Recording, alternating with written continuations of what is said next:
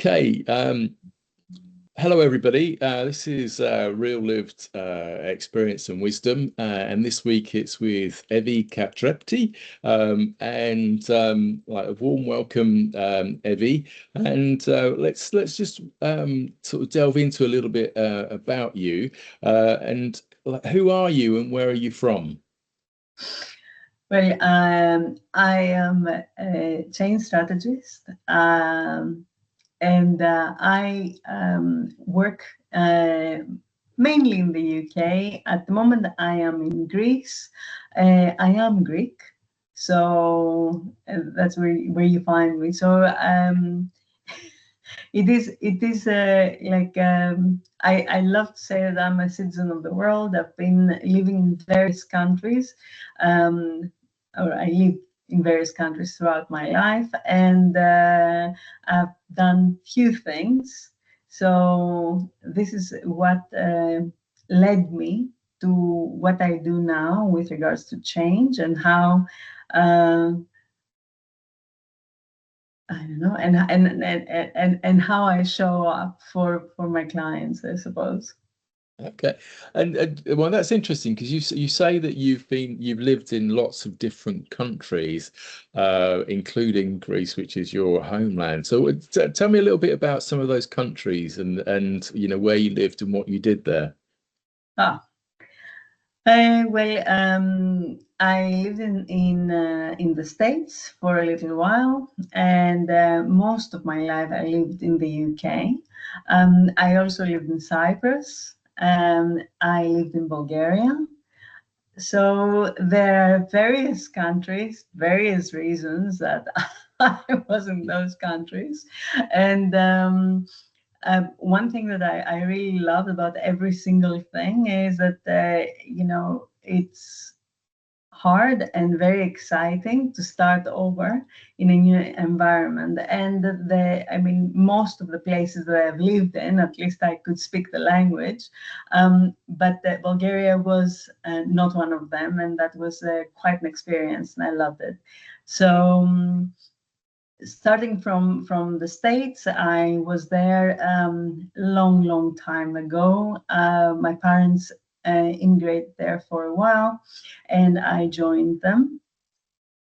And then after that, I returned to Greece, spent some time in Greece, and then went to Cyprus for studies. And then from there, I moved to the UK for studies. I actually studied in Scotland, in Strathclyde University, and it was fabulous. Very strange with the language, because I all of a sudden thought, okay, I forgot my English. That wasn't the case. I was just in a very different environment with people that spoke the English language in a very strong accent, but really lovely accent. I love the Scottish accent. Retrospectively, right? Not when I first encountered it. So after that, I spent 11 years in England, and then I moved back to Greece, then went to Bulgaria for work, and I was representing the Hellenic American Union, which is in Greece, in Bulgaria, and we were opening exam centers for the University of Michigan, and so many things. Traveled all around Bulgaria, loved the country, and then came back to Greece, and then returned to the UK for another about 13 years, and so since 2023, more or less, I've been sort of living between Greece and the UK, and it's just interesting. Yeah.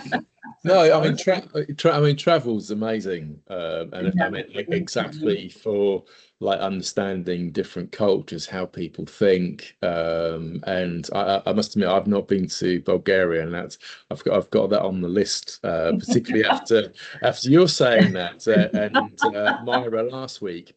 I mean, we know each other, and it was quite a little bit of a coincidence because when I signed up to a webinar on Digital Boost, and for those that don't know Digital Boost, it's a platform where you can find mentors to help you in various aspects of like of your business life and career.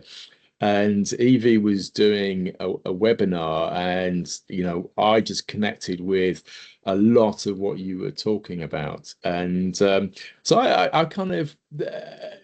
I, I'm interested in finding out the story behind that, how you got into what you're doing now, and where did that start from? Like, was that Evie as a child, and how did you progress to that, and what were those key events that got you to the stage where you are now? Um, Well, it is quite a long story. I'll just try to be very brief because I Mm. prefer the discussion rather than Yeah, yeah, me just giving you a long story about yeah, my yeah. life. Well, the thing is that I one thing I wanted to always do was psychology. I just did not do that because at the time I thought studying hotel management was the way to go and not leave my country. Little did I know Yeah. that that wouldn't be the case. And about 20 years ago, I came across coaching, life coaching, and my first a certificate in coaching. Just I don't know if anybody will understand that now, but it was actually by mail.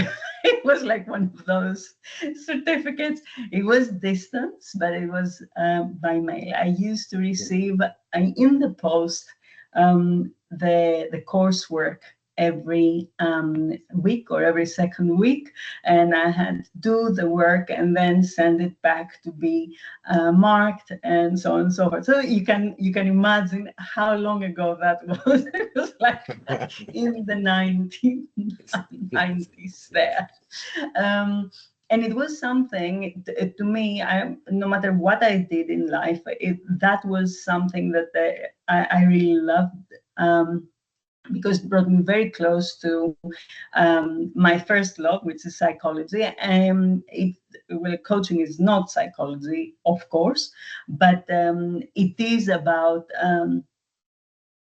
connecting with people. It is about supporting them. It is about giving them the accountability they need. It is about solving problems with them. It is about helping them see how to move forward in their own lives. Which, to me, it's really, really beautiful. And as I was in different professions, because I have changed professions big time, as my life changed as well from country to country. I also used my coaching skills and my coaching learning for anything that I did, from big teams that I managed within hospitality, to my sales teams when I was sales manager, to anything you can imagine. And of course, in my personal life with friends and family, everybody is like Yeah. knows where to come when they are like in a bit of a pickle. But yeah, so that is how I ended up doing what I do. Okay. And in 2020, I sort of shifted to career coaching because I felt that that was the time, like, it was COVID and stuff. So there was time for me to get something else a different certificate with regards to coaching. I do life coaching, I do life purpose coaching, I do career coaching, and I am a change specialist because at the end of the day, I know a thing or two about change. And is that something that you know, does that go back to your childhood? Was it influenced by your parents, or is it just your nature? How did this come about? I don't know. I mean, the thing is that okay. I always want to say that because my mom was an air hostess and my dad was a captain, so they both were very free spirits, and they did something, professionally that would help them travel a lot and Yeah, meet new people and stuff. So I'm sure that this has rubbed on me a little bit, but I think for anyone to want to do the work that we do is more because they love people, and that's that. yeah, The more you really care about people, the more you want to be involved with people, and for people that don't know what we do, to them it just sounds like, oh, we're having long conversations with people, but I yeah, know yeah, that's yeah, not yeah, yeah, it. yeah. I mean, it's interesting because you obviously, you know, you've experienced different nationalities, you know, Brits, Americans, you know, Bulgarians, Greeks, and probably a whole host more. And do you think that the um, people in general are very similar, or not? People are very similar, undoubtedly. And, sometimes we are like referring to certain things and we say cultural things and this and that. But cultures are very, they are as different as they are similar, if you can Mm, say. Deep down, we all want the same things. We all, want to experience life in the best possible way, and we are hoping that we are not going to encounter the worst, basically, and that goes for every single one of us. And when it comes to change, because that's what I do best, is definitely all cultures deal with change pretty much the same when it comes to the types of change that are life changing, not yeah. like your everyday changes, right? um, However, depending on where you come from and what type of family ties you have, that's what makes a difference. Okay. Okay. And do you work with different nationalities now Yes, across the board? Okay. of course, yeah. Yeah. Okay. And is that, I mean, because you're based in Greece now, aren't you? But and so obviously being, you know, now it's a global world and you can meet people anywhere, like on screens like we're doing now. Is that how you do your coaching now? Yes. I do come together. I mean, coaching in the old days, it could be done even over the phone, and it is still done like this. But I prefer to see the people I work with. I prefer for them to see me, because it does make a big difference. And yeah, I love that technology has allowed for this type of work to become so widely used, let's say, Yeah. Yeah. um, because of how easy it has become to connect with anyone around the globe, like this. And of course, it depends, and like where you find your clients is immaterial. It's like how you connect with people. Yeah. That's what is important. Yeah. And your clients, I mean, who are your clients on the whole? Well, I mostly work with women, midlife women, just like myself. They are women that they are in the process of change. And the one thing that is a big oxymoron when it comes to change is that change is constant. There is no way we are not going to encounter change in our lives.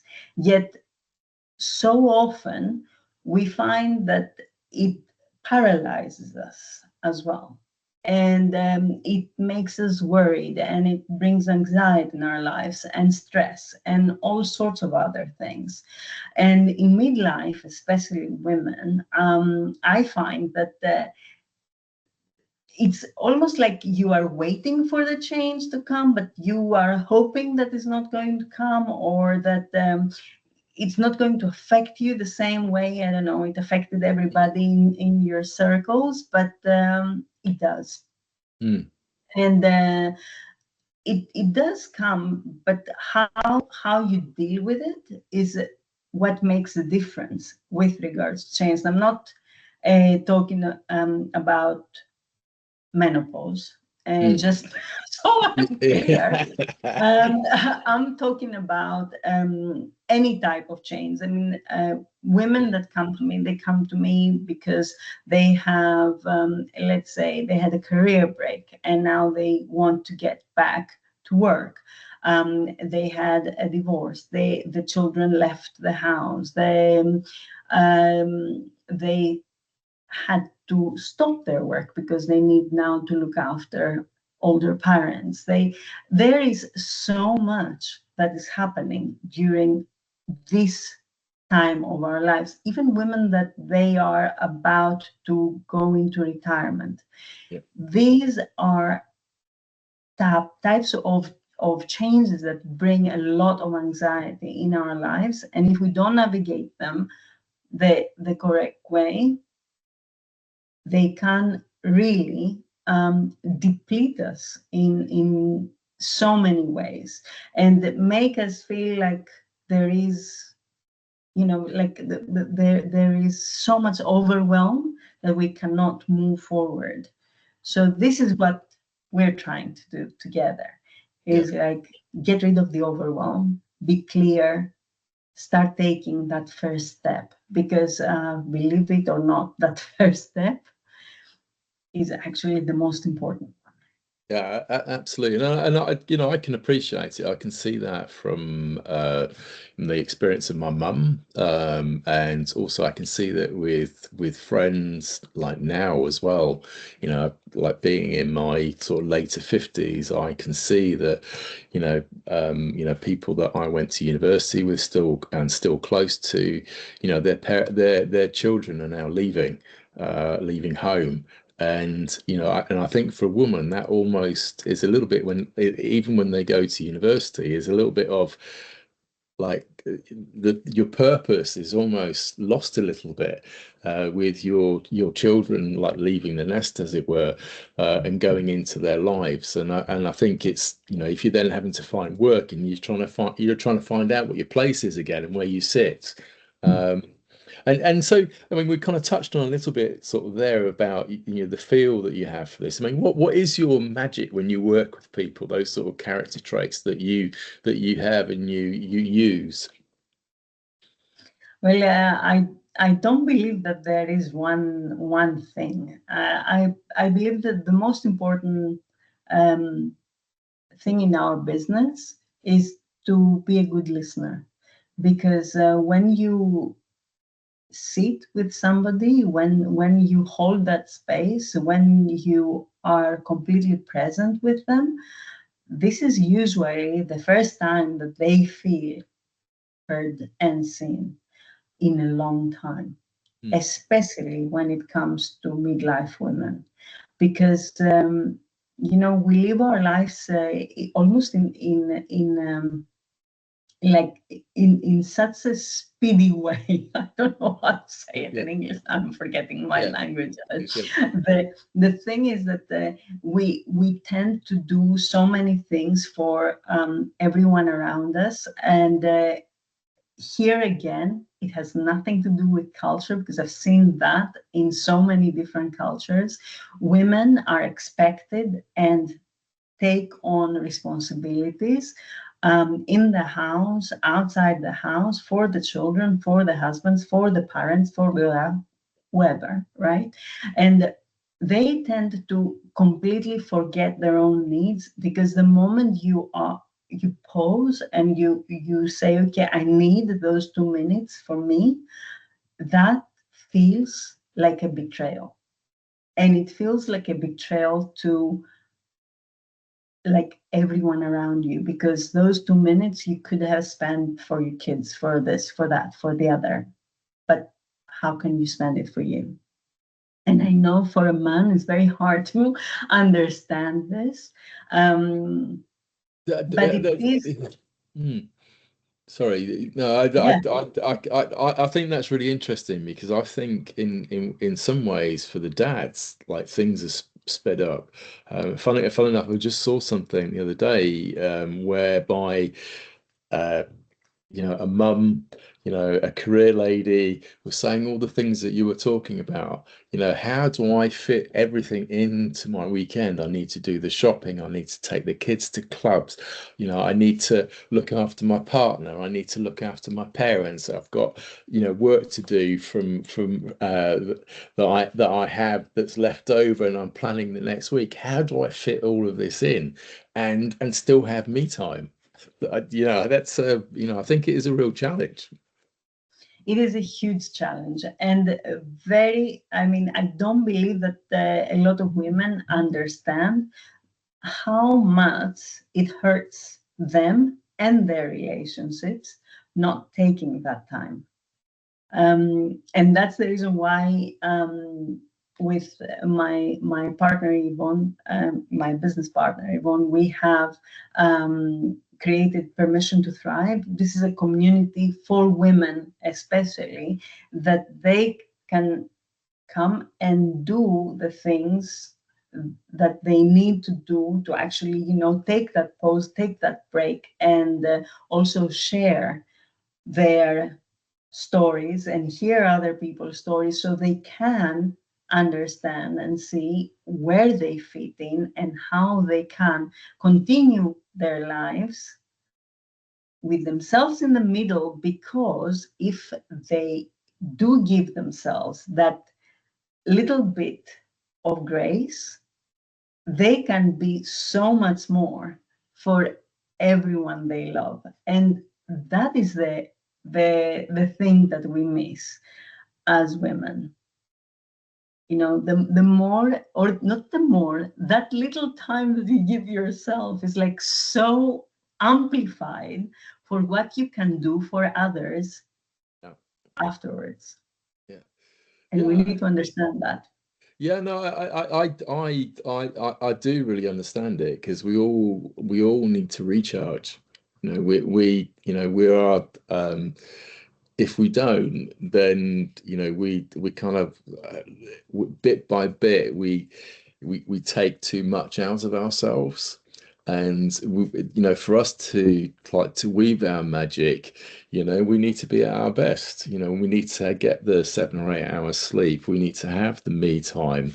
And we need to be able to do the things that we really enjoy doing, because that's where we get the energy from. And I mean, our energy will always be, family. However, it's not just the family, it's also yourself. You need to nourish yourself. And so just sort of delving into that. So when you're working with people, um, how do you start? Where's that start point? Where everyone wants to start. Hmm. It's very bespoke. It's very, like the usually somebody comes to me without really knowing where to start, but only having realized that there is something else that they need to do, that they need something different. They need to understand certain things and find and redefine their space. That's the usual request. That's the Mhm. usual thing, but it's very vague, and it's um, very strange for some people as well. It's just like I'm articulating it here, but that's not so easily articulated by the person that comes to me. They really don't know. They just feel tired. They need a change, or the change has made them tired. Yeah, There is yeah, like yeah. so much. So the first thing that we do together is start like peeling back the layers and trying to find that one thing, that one very first step that needs to be taken for them to start finding what it is that they want to achieve. And the more clarity there is and the more specific that becomes, the better they can see their own transformation, the better they can live in their own transformation. So that's how we do it, but it's very bespoke, I Okay. suppose. Okay, because I mean, you introduced me to positive intelligence and and understanding your saboteurs, and then also being able to tap into your sage. So where does that fit in to what you do? Well, that fits into everything that I do. Actually, but when I speak about positive intelligence, I like to uh, not become very technical, because not many people, understand the terminology we're using. However, Mm. it is much easier to understand about what are these voices in your head that are having, a good conversation that is like holding you back, pushing you forward, making you stop and think, and so many more things. Usually, we call them saboteurs because they sabotage Yeah. your moving forward or your change or whatever it is that you want to do. Because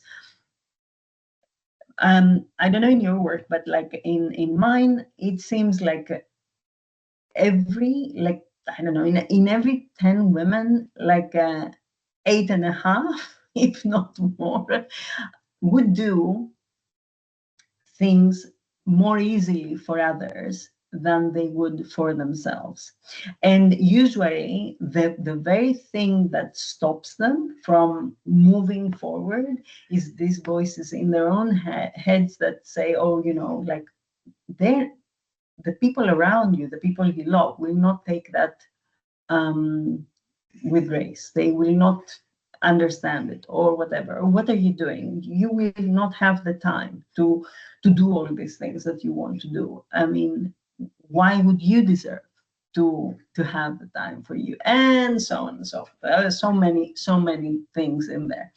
So yeah, understanding this voice, understanding those drivers, and managing them in a way that they can become a little bit more of allies rather than saboteurs, makes a big difference. And the sage perspective that you mentioned is so important for us, because we all have that sage, and sage is pretty much like what we know the word to be, is the Mm. wise elder in us.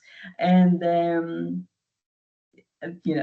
are people who will think, oh, what are you talking about? And I understand that, but the truth is that every single one of us, if we listen carefully, we can actually hear our sage, and the sage is the one that will not panic or will not stress, but will try and find the best possible solution, and try and find the gift and opportunity in everything that is challenging us.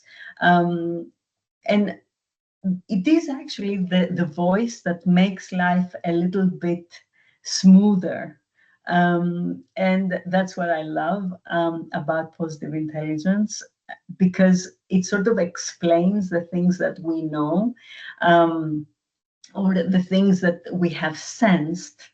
It sort of gives language to those things and makes it easier for us coaches to use them and share them with our clients.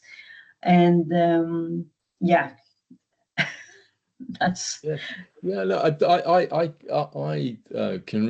When I went through positive intelligence, it really made a lot of sense to me, and it was one of those things where I was thinking, do you know, I wish I'd have come across this 20 years ago.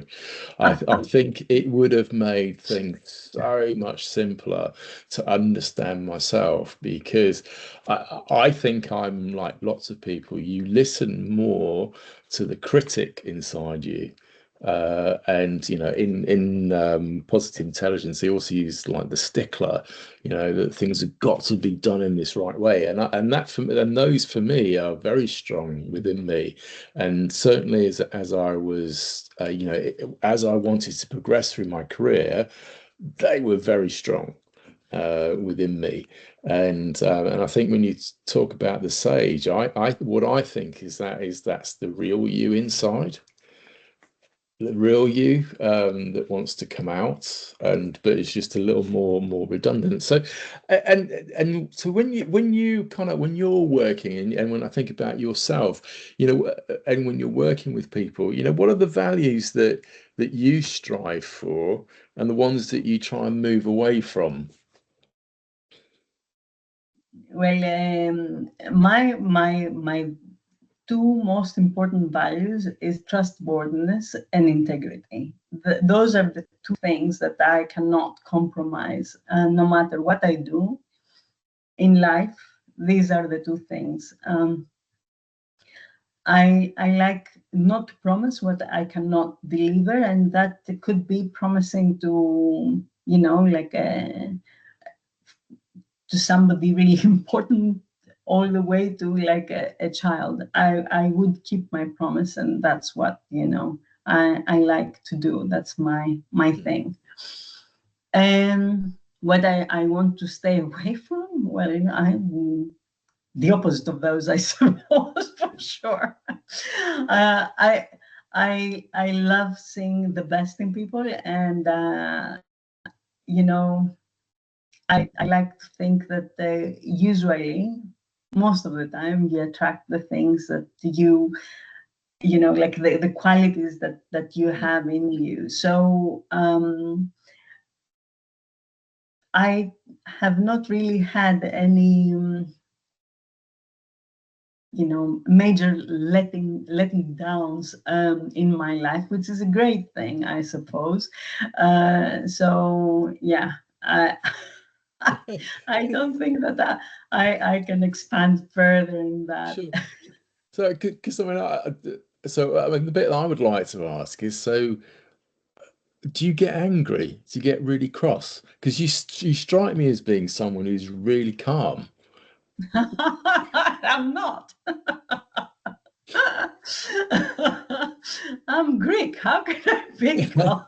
So, Going to the stereotypes, but yeah, well, you know, I like to think myself as a person that I'm not logical. That's one thing. Okay, yeah, so logic is like not my strong suit.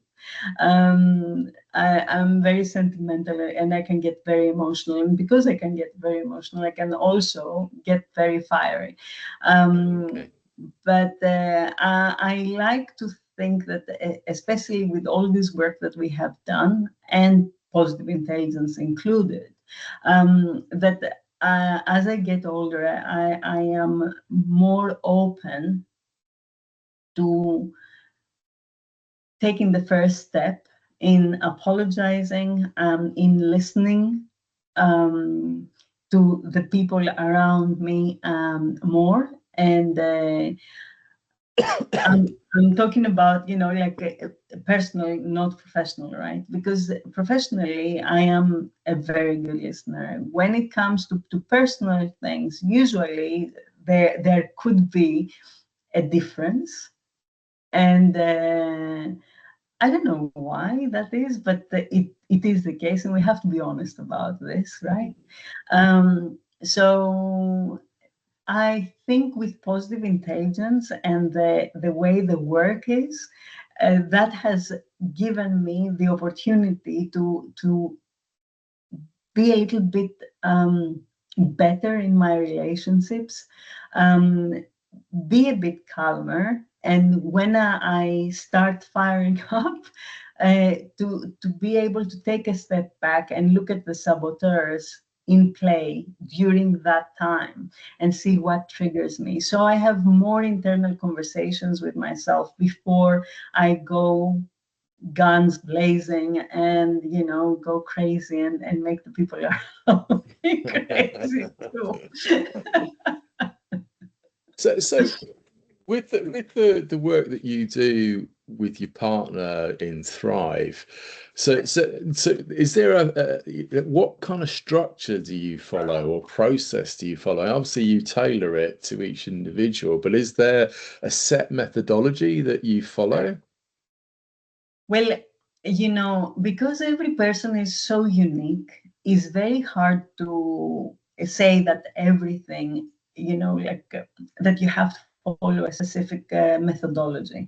Personally, I'm the worst for getting scripted, for example, right? So I know that if I were to follow a specific methodology for everything that I did, then I wouldn't have the results that I wanted. Now, like, because I work with women, and no disrespect to men, but like women have like so many different hats that they're wearing, and the expectation is so different, and so is the way that we think about things, and to like overcome certain barriers, it's really hard because of like everything that we have been conditioned with over the years, right?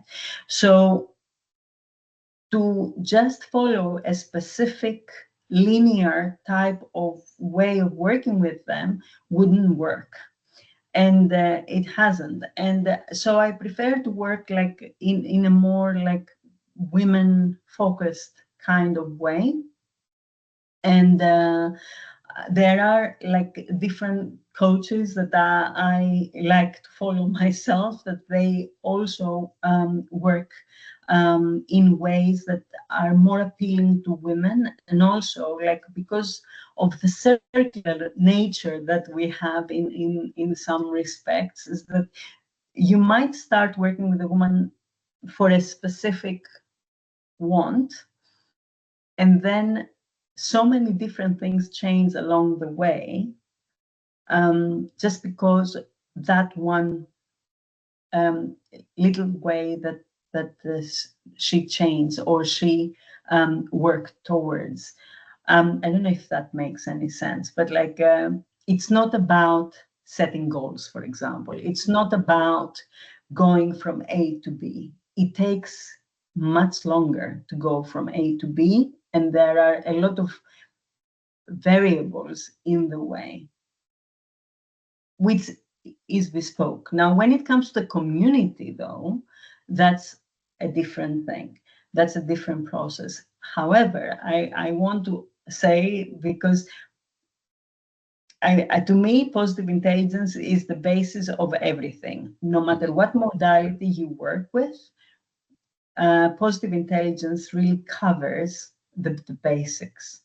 And if you are working with positive intelligence, and you know those nuances of like how the brain works, and what the expectations are, and all these things, it's much easier to get to the issue faster, because you understand yourself. I'm not doing anything for my client. The client does it for themselves, because they get the tool. So in my work is good enough, I think, when I actually share those tools with my client and help them understand them and help them put them into practice day in, day out, because there's nothing, you did mention magic earlier. Yeah. There is no magic. There is perseverance and there is consistency. That's the magic. Mm-mm. No matter what else it is said. Yeah, no, lots of that makes sense to me when I think about people I know, but I think there are stages when you're that exhausted and that confused that you don't know what you really want. You don't know where you need to go to, and it's only by what you talked about earlier about taking some steps and you start to then it starts to make sense, but until you're able to then to start making those movements forward, it's really hard to know because you don't know yourself. And I do I do wonder whether with women that it's even because of all the demands and all the changes that happen to a woman, whether that's actually compounds it even more. Well, again, I think that it is, every woman is different. And you don't go through the whatever changes in your life the same way, because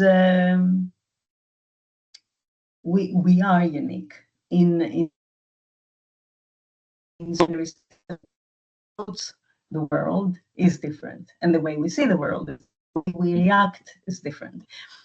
But I suppose what is the important part of the work that we do is that we give women the tools to actually act and not react. Because when you are ready, when you act, you actually do it in your own terms.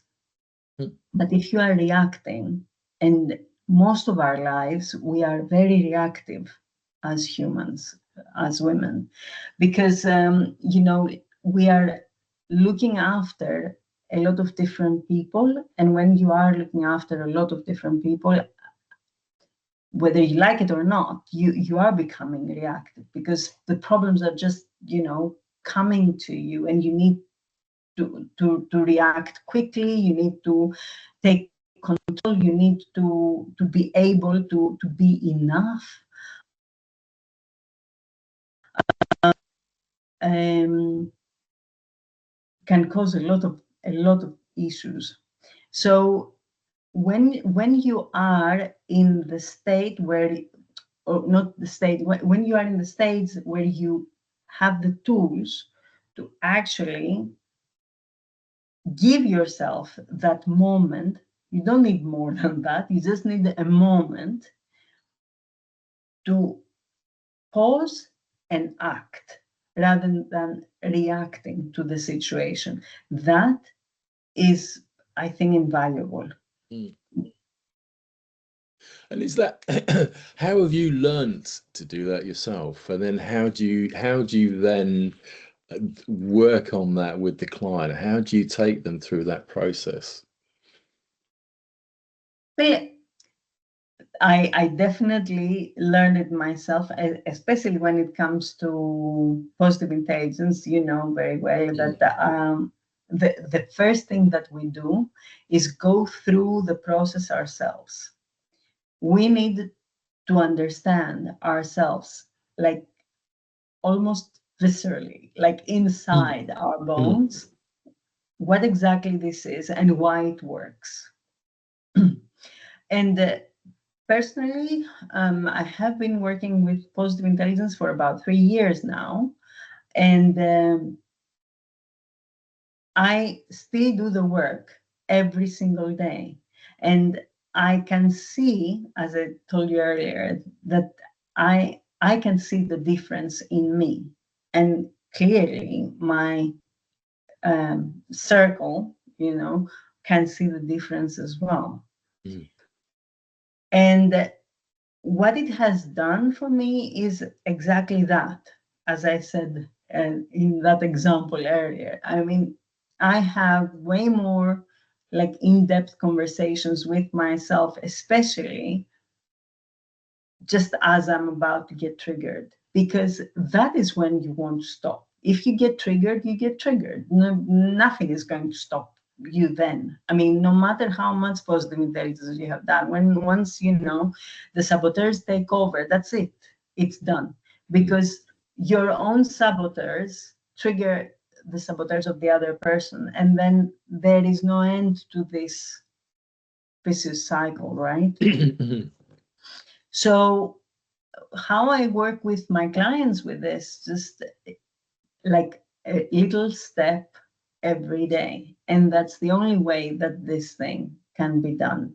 Mhm. Because also we have to respect, and like myself and, you know, every single one of us, it's quite busy.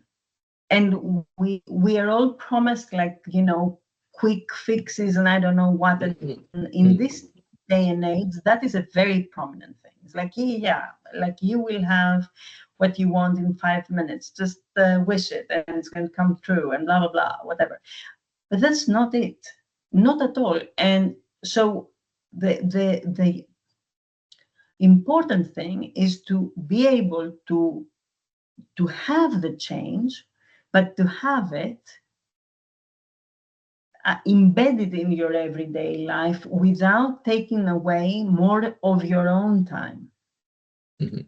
And I think that, like, when people understand that, when I understood that, it was so, so important, because it really changed my life. I knew that, okay, I can do one thing. I don't need to do 10 things. I don't need to like take 1 hour of my day or whatever. I can do one thing, and that one thing I can do it even while I'm doing something else that I already do. So, there you go. No time taken out of my life, but this one thing makes such a big difference long term. This compounding, and you know, that's what we need to understand. Yeah. And so when you're talking time, so how long are you working with people to start the transformation that they begin thinking that they need, but then the one that they really want? Again, that's like it all depends, but like to actually have the tools that you need, and like as long as you use them, it would take maybe, I don't know, like a couple of months. Mhm. And that would make um the difference. But it, you know, like getting the tools and knowing how to use positive intelligence is only like the beginning of a lot of things that the women that come to me want anyway. So this is just the tool. This is what you can use to see really big shifts really quickly. And that opens up the possibility for you as well, because you see, the faster somebody, and that is human nature, sees that the change or the transformation, the faster they become more open to the possibility of what is available and what can be real for somebody's life. So So yes, sorry, is that a mindset shift that they of have course, to go through?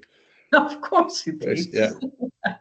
is. Of course it is. But you see, we are also bombarded with this type of language, like, oh, you know, shift your mindset set and do this and do that. And it's like it all feels in some ways like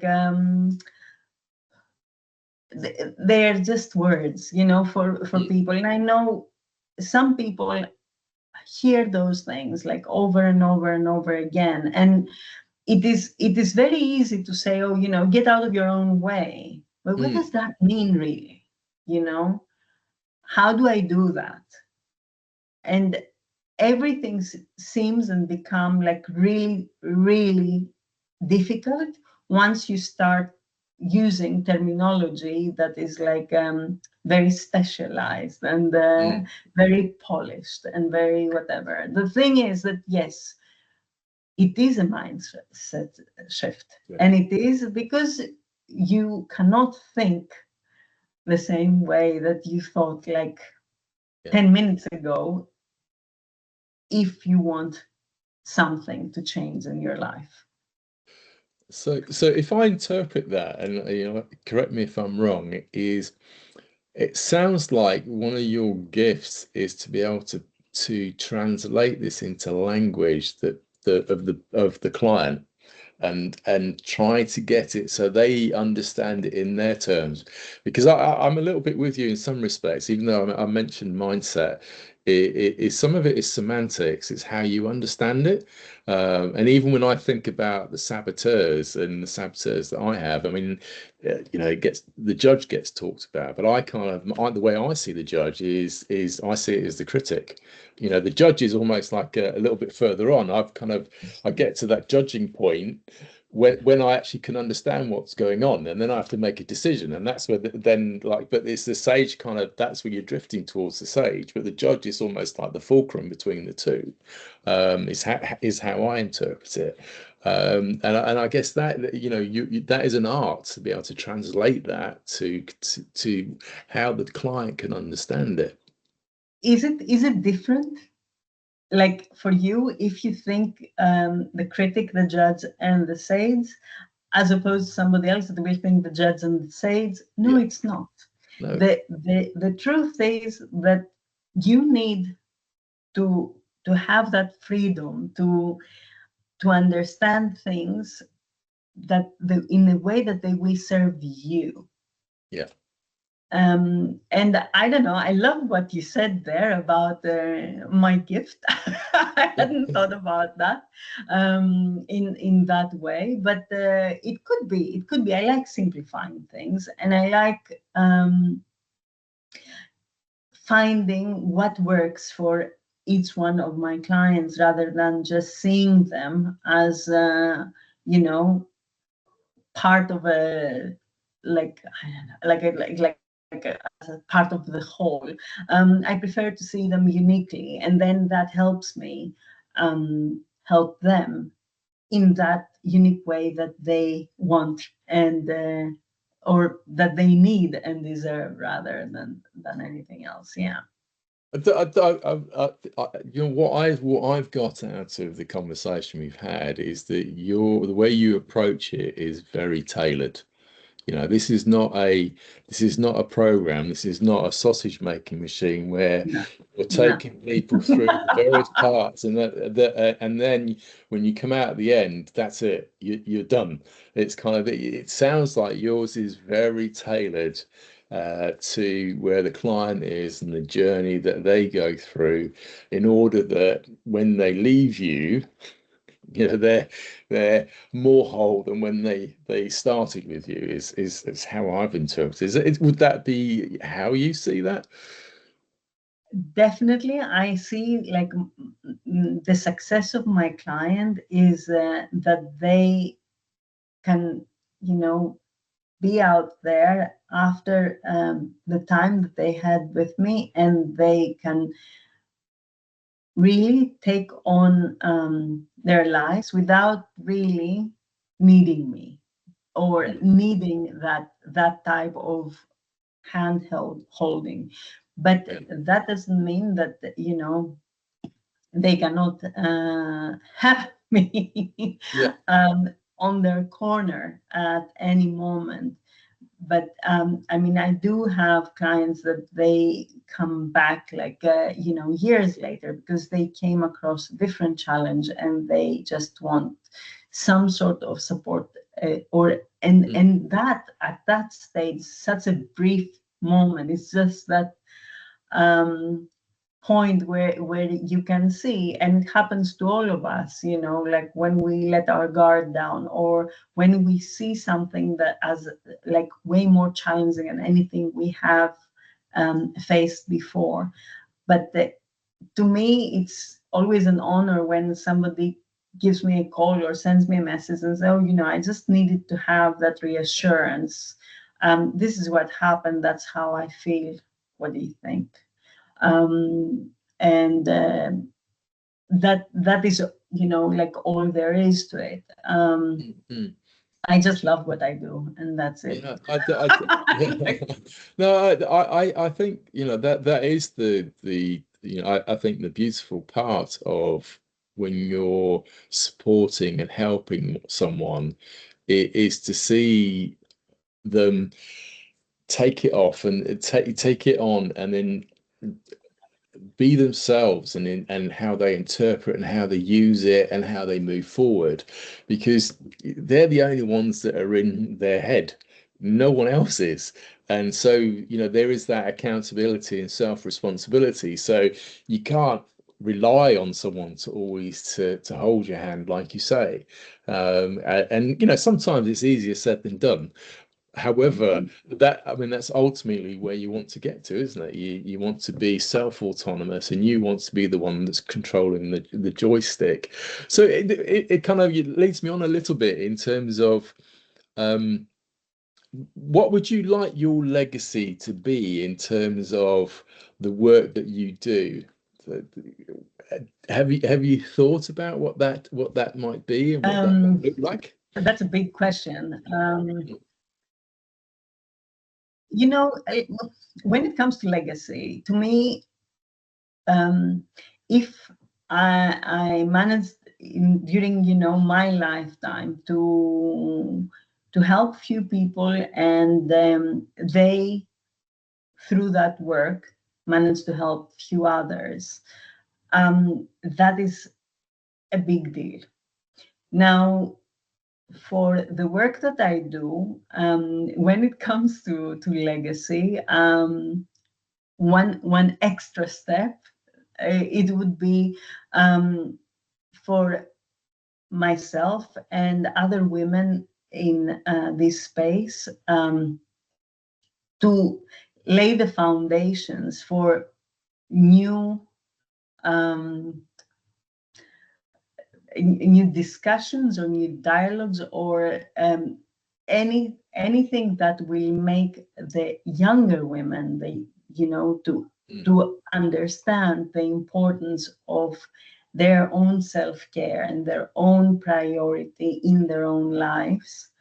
And if that can shift a little bit, if that can change, to me, that would mean you know, a life well lived from myself. So that's what I can think of when it comes to legacy.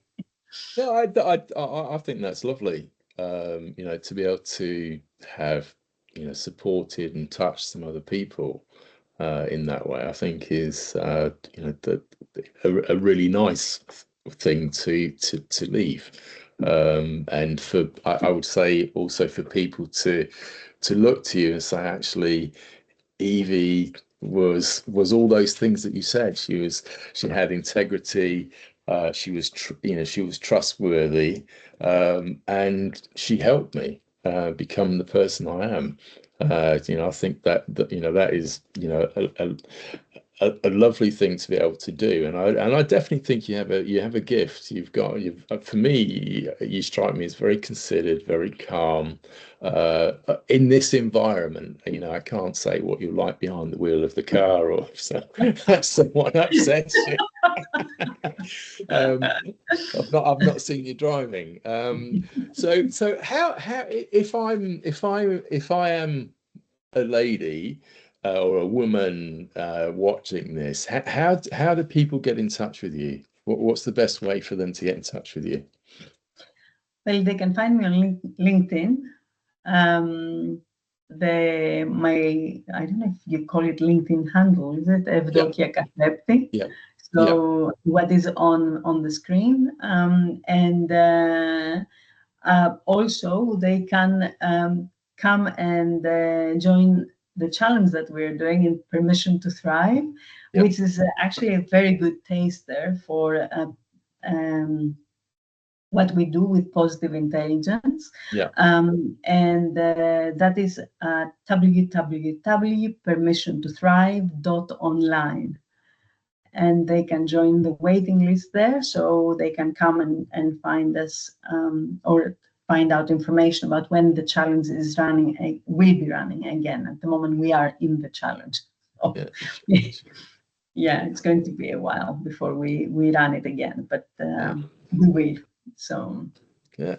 Well, Evie, or Evie, I should say, it's been a fantastic conversation. It kind of, as we've gone through, it kind of really warmed into, the way you work, and and I would say it's the gift that you have, and when you work with people, and what I really loved is the fact that it is very tailored to the client and where the client is, and that journey. But you also mentioned that you're able to it sounds like, work relatively quickly to get into, what the issues are, what the challenges are, and be able to draw them out. And that's why I think it's a gift. It's a gift. It's a touch that you have. So, thank you very much. It's been, an incredible conversation. So, thank you. thank you for having me, and thank you for holding this space for, you know, different people like myself to come and discuss what they do, how they do it. So thanks a lot. It's been a Okay, pleasure. awesome. Thank you, Evie, and we will, I'm sure, speak again very soon. Sure. Take care.